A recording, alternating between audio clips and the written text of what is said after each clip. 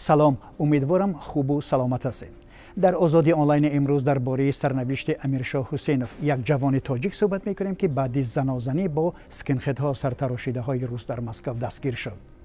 گزارش رادیو آزادی درباره این ماجرا در روز 23 ایون در مسکو بحث زیادی را در وبسایت رادیو آزادی و صفحه‌های ما در اینستاگرام و فیسبوک برانگیخت و حالا می‌بینیم که مردم درباره این ماجرا چی میگویند. گروه زیادی از کاربران وبسایت رادیو آزادی گفتند که ظاهراً ملتگرایان و سرتراشیده‌ها را مقامات انتظامی روسیه دستگیری می‌کنند که آنها را بی جزا گذاشته و مهاجر تاجیک را بازداشت کردند. شرح کاربری را در این باره از وبسایت رادیو آزادی می‌خوانیم که خود را حقیقت معرفی کرده است. اسکنخدها از طرف پوتین و تابعانش دستگیری می‌شوند. این بار اول نیست. دادستان و دادرس‌های روسیه ناعادلانه جانب ملتگرایان را گرفته، مهاجران کاری و نمایندگان دیگر ملت‌ها را با پرونده‌های ساخته جزا می‌دهند. اما روسیه و روس‌ها راه بجز از احترام حقوق دیگر ملت و اقلیت‌ها در تامین رشد مملکتشان ندارند. عین شر را کاربری با نام درویش در وبسایت آزادی گذاشته است و گفته است که سرتراشیده‌ها که قبل از زنازنی با چند جوان داغستانی و تاجیک شعار روسیه برای روس‌ها فریاد می‌کشیدند، ابزار دست حکومت روسیه هستند. و این نوشته است سرتراشیده‌ها یک واسطه یا دسته است که روسیه با این آلات مهاجران را در موازنت خواجه و غلام نگه می‌دارد.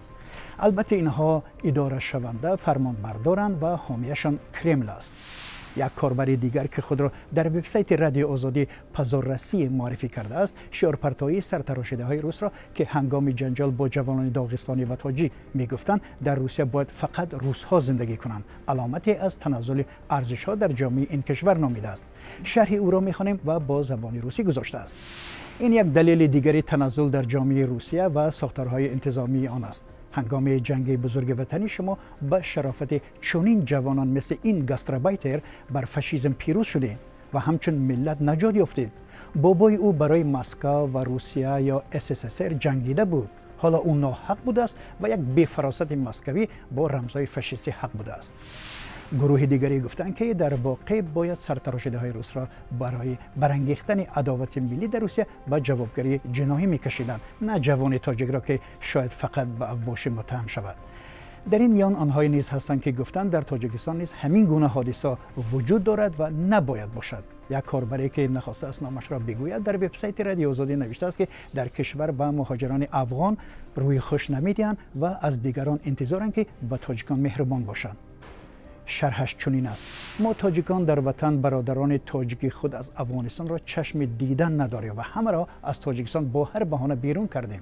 البته روس‌ها چنین رفتار را نسبت به تاجیکان روا می‌بینند.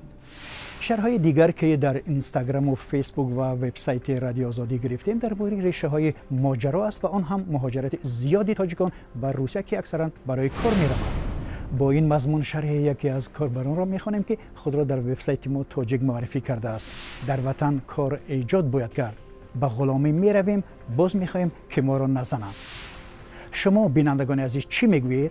نویسید و یا در ویدیو ثبت کنید و به ما فرستید. با شماره‌ای که می‌بینید واتساپ و تلگرام و وایبر و ایمو هم دارد. با واسطه وبسایت رادیو آزادی نیز همین کارو کرده میتوانید. آزادی آنلاین به پایان رسید. تا دیدار در برنامه دیگر و من میرزا نبی خالقزاد بودم. خدا نگهداری شما.